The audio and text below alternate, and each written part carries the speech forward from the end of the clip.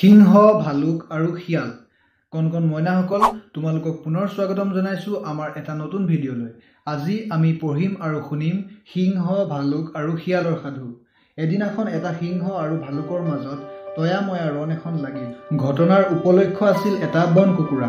দৰাচলতে সিংহটোৱে কুকুৰাটো খেদি আনিছিল আৰু ভালুকটোৱে চৰাইটোক হাতুৰাৰে দুই একুপ মাৰি দিছিল। কিন্তু তাৰ মঙহৰ বেছিভাগ কোনে খাব ইয়াকে লৈ দুয়োৰে মাজত থয়া নথয়া যুঁজ আৰম্ভ হ'ল। ভালেমান পৰ এইদৰে যুঁজি মেলি ভাগৰত লেবেজান হৈ দুয়ো দুফালে লাং খাই পৰিল। তেনে সময়তে সেইফালৰ পৰা এটা ভোকাতুৰ শিয়াল পাৰ হৈ গৈছিল।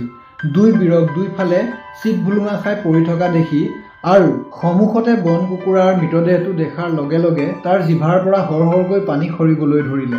কুকুৰাটোৰ ডিঙিত কামোৰ মাৰি বৰ আনন্দৰে সি সেইটো নিজৰ ঘৰলৈ বুলি চোঁচৰাই লৈ গ'ল আৰু অৱশেষত ভালুকটো আৰু সিংহটোৱে কুকুৰাটো খাবলৈ নাপালে। নীতি কথা, মূৰ্খইহে নিজৰ মাজতে যুঁজি মৰে, বুদ্ধিমানে নিজৰ ভাগটো নিজৰ পৰাই চান কাঢ়ে। কণ মইনাসকল, আজিলৈ ইমানেই।